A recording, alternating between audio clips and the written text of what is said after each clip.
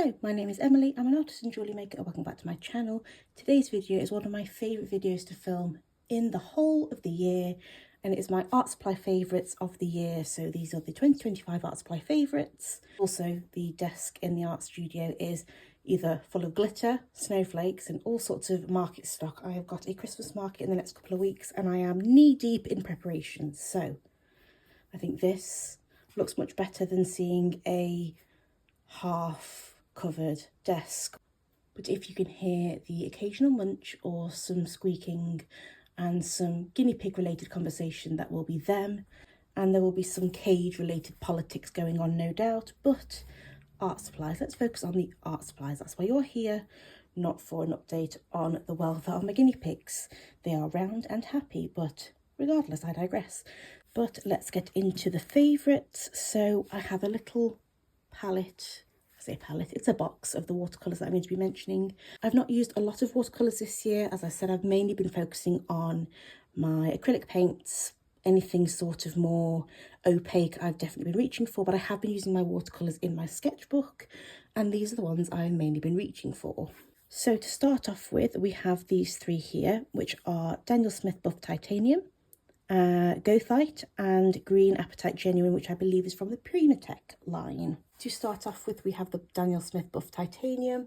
I think this is a great, really neutral, pale highlight. I like it a little bit more than, say, a white, but you can add white to make it a bit paler. I find it just has a bit more of a natural feel to it. So if I'm doing landscape, so it doesn't feel quite so stark as if I was going to be using a white. But if I did want something more on the lines of an ivory, then I can use a bit more of a white as well.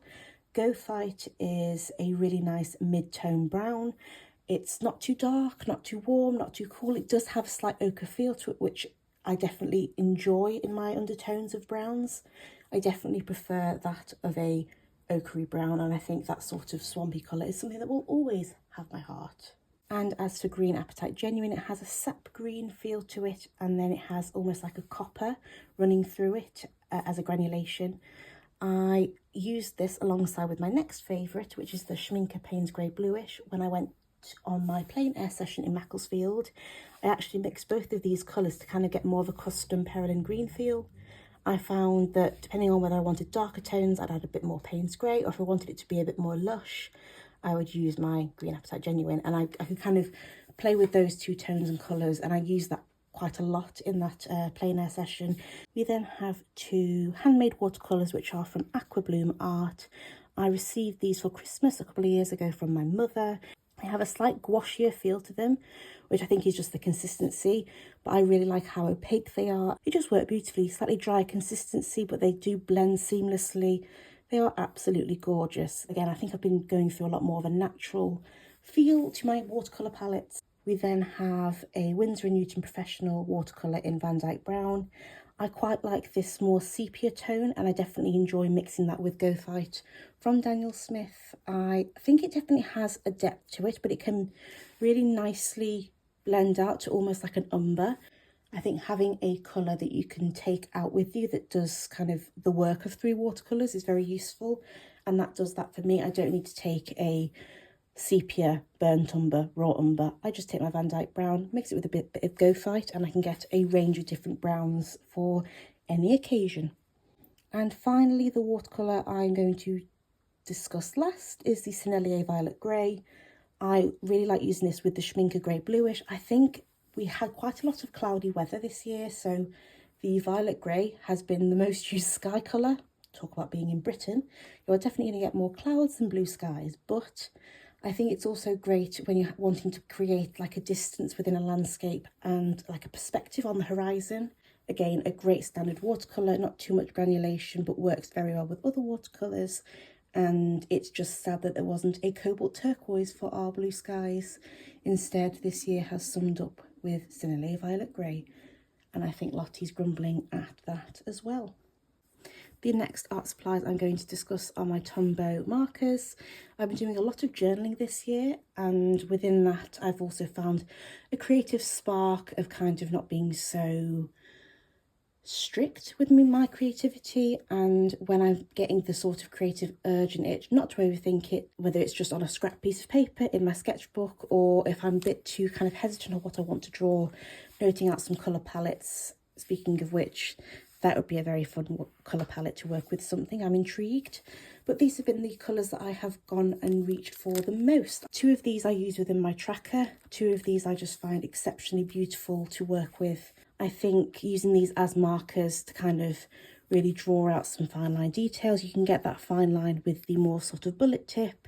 And then you have the brush tip for more of like an organic flowing colour. But the colours that have stood out this year have been pale cherry, asparagus, orchid,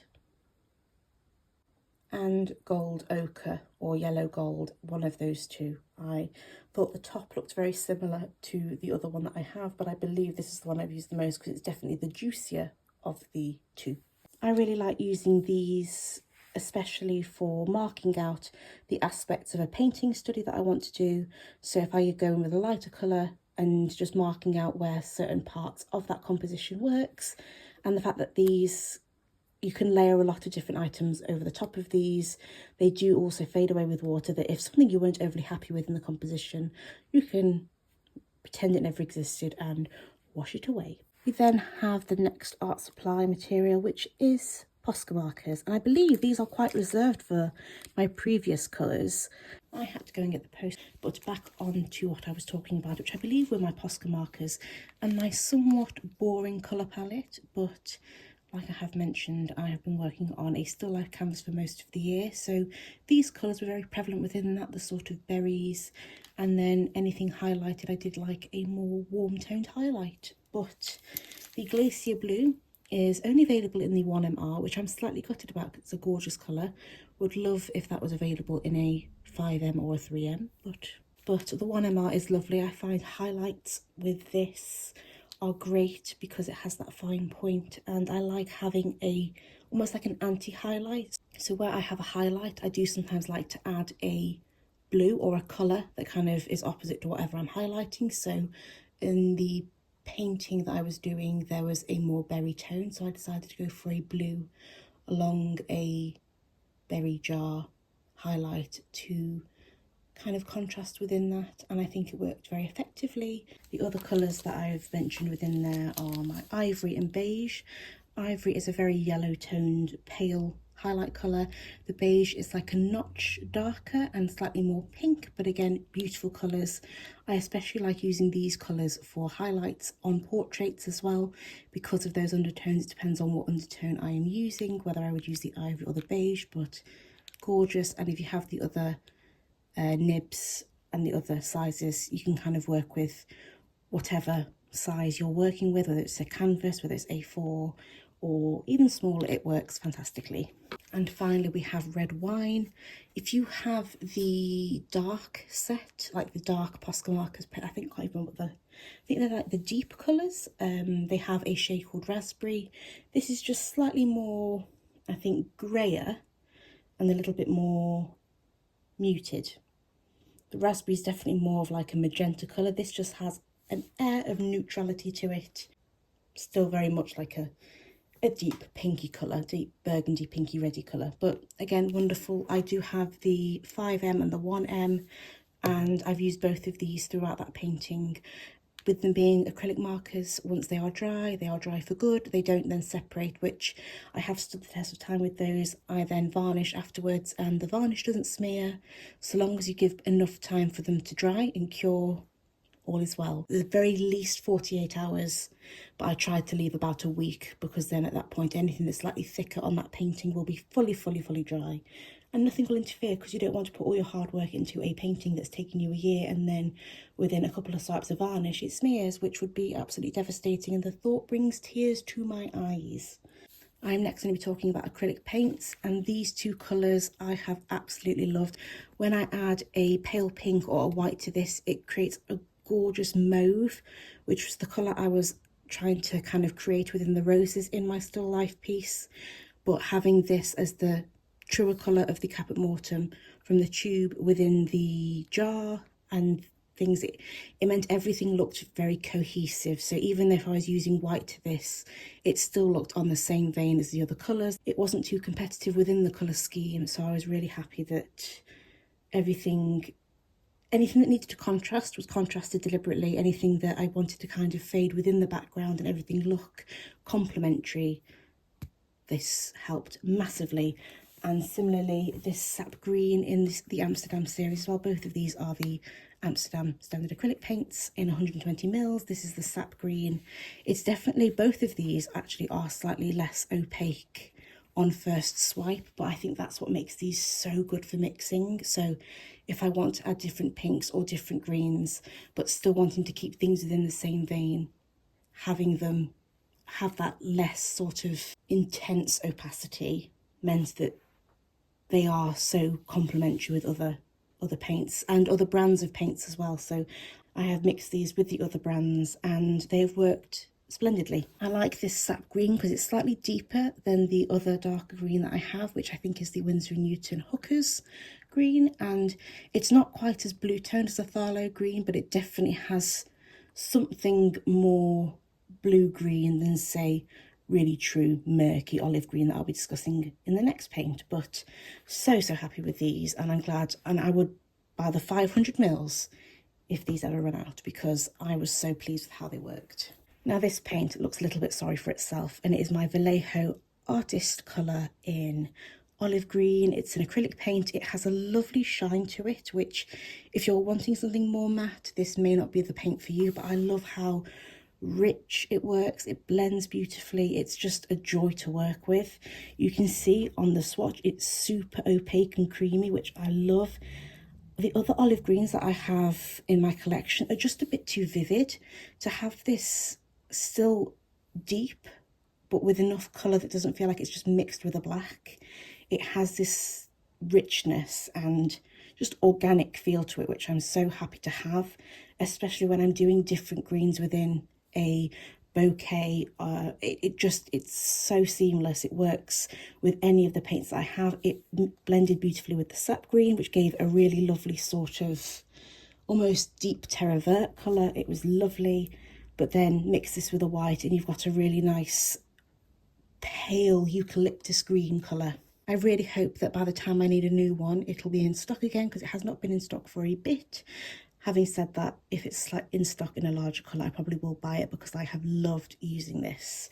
Honourable mention within the Winsor & Newton Galleria range, Opera Rose has been a delight to work with. It's very sheer, but then if you layer it on thickly and give it enough time to dry, you do get a real nice neon hit to a painting. So when I was doing the glass jar in my still life, to have areas of that really neon and then blending a sheer wash of a Perylin sort of violet Caput Morton colour, it gave it a real luminosity, which I was really happy with. The only reason why it is an honourable mention is because the tube that I have has gone missing. I used it and I don't know where it's gone.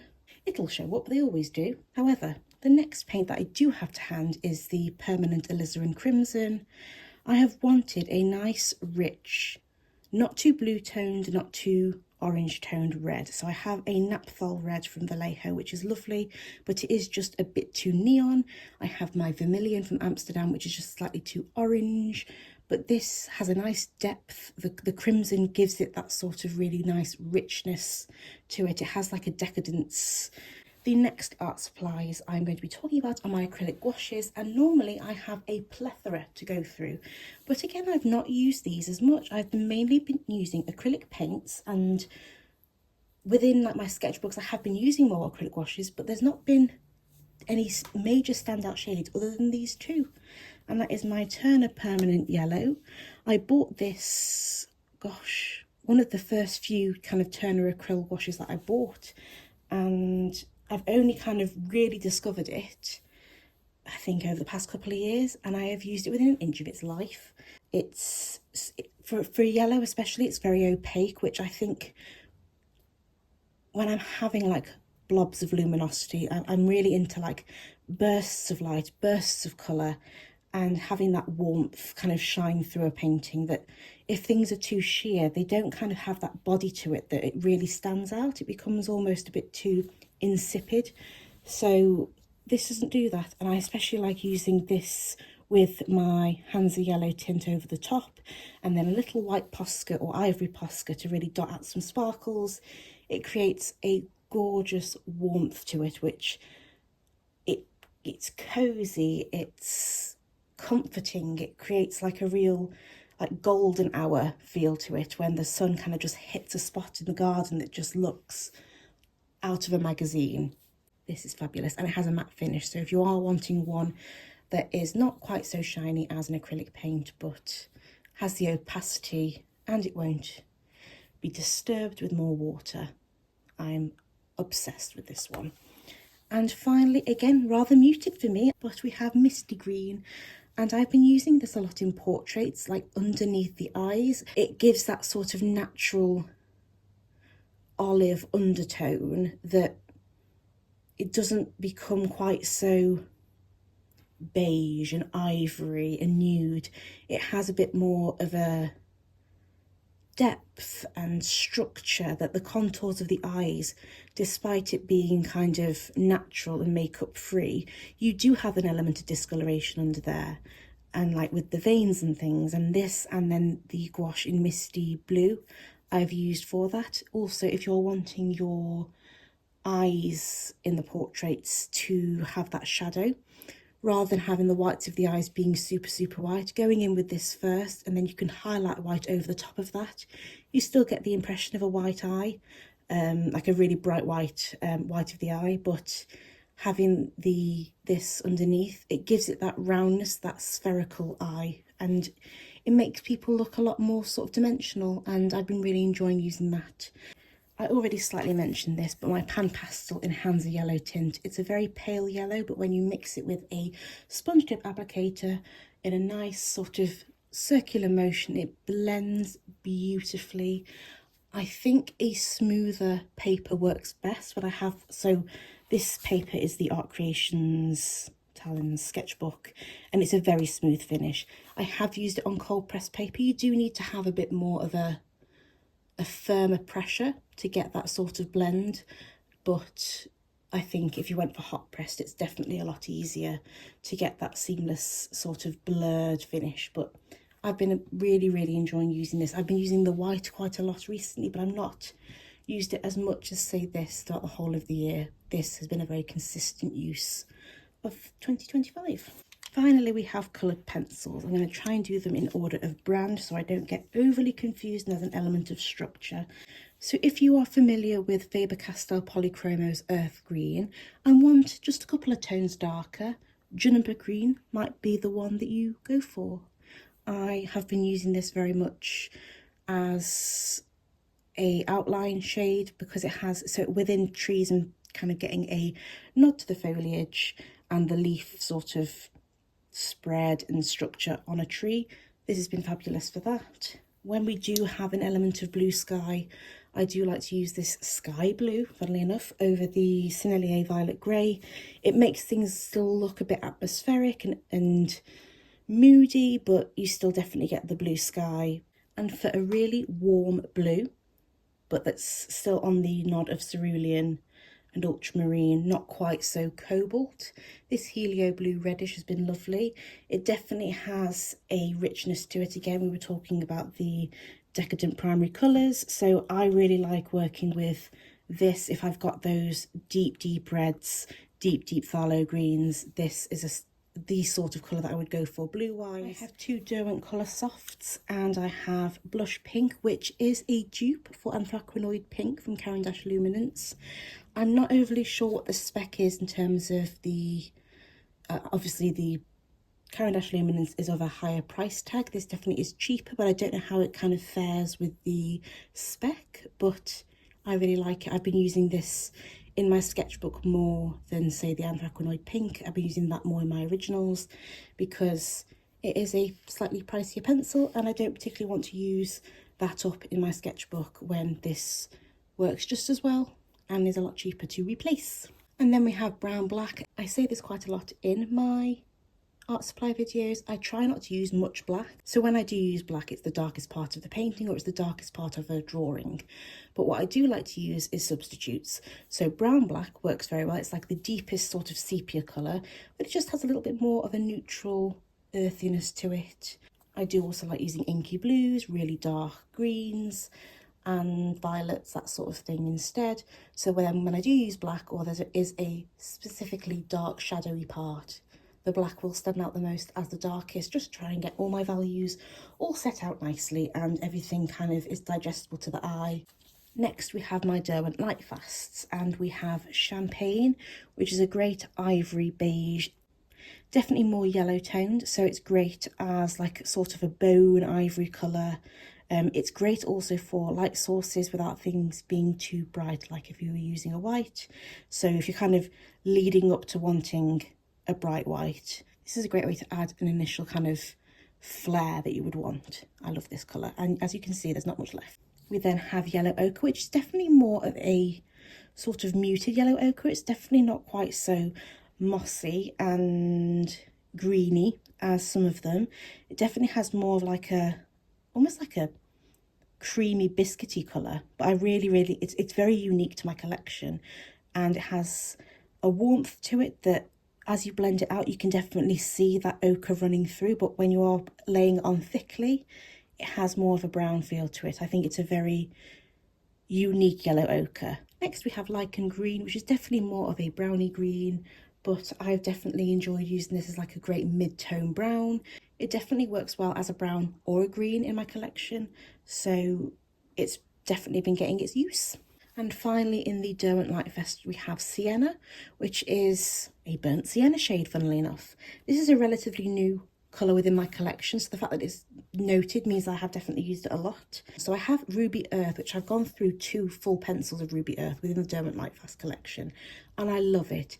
It's a really burnt mauve, has a carmine feel to it. It's gorgeous, but Sienna is like the brown twin of that, which I think is why I like it so much. So sometimes Ruby Earth can be a bit too mauve or a bit too pink, so if I want things more on the brown spectrum, this has been fantastic. And finally, for art supplies that have been swatched, we have the Derwent drawing pencils. These were within the initial range of Derwent drawing pencils. They have recently come out with 72 other colours.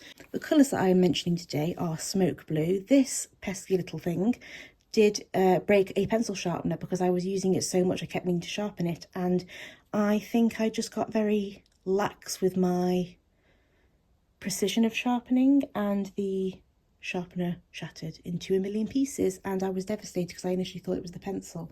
But all is well. Smoke blue is still intact, and it's a great mid-tone ash blue. It definitely has more of a turquoise than say an ultramarine sort of lilac-y hue. It's definitely a little bit more greeny blue, but it's perfect. One of my favourite pencils of the moment and of the year, I believe. I think out of all of these I've probably used that one the most. And then we have Pale Cedar, which is, it looks like a warm grey when swatched, but it definitely has a greenness to it. I like this as a foggy cloud, or if you want like the clouds to look heavy and full of rain and stormy. I think it's also great for certain animals. I think scales, this works really well. But those are my swatchable items. I do have some paintbrushes to mention, because have I mentioned I've done a still life painting this year?